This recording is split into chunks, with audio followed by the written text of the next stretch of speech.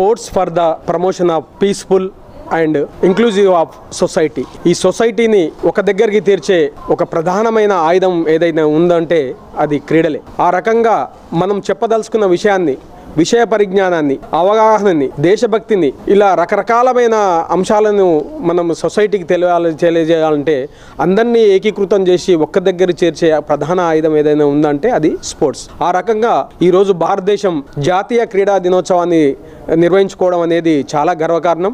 ఆ రకంగా మేజర్ ధ్యాన్ చంద్ గారిని ప్రతి ఒక్కరు కూడా గుర్తుపెట్టుకోవాల్సిన విషయంగా నేను పరిగణిస్తూ ఈరోజు ఈ యొక్క ఆగస్టు 29 జాతీయ క్రీడా దినోత్సవం మన అందరికీ ఏం తెలియజేస్తుందంటే క్రీడల్ని ప్రేమించండి, శారీరక శ్రమని గుర్తించండి, ప్రతి ఒక్క వ్యక్తి కూడా చురుకైన జీవన విధానానికి అలవాటు కండి. ఆ రకంగా ఈ యొక్క జాతీయ క్రీడా దినోత్సవాన్ని గ్రాస్ రూట్లో పాఠశాల దశ నుండి ప్రతి ఒక్కరికి చేరవేసే విధంగా మన కార్యాచరణ ఉండాలి.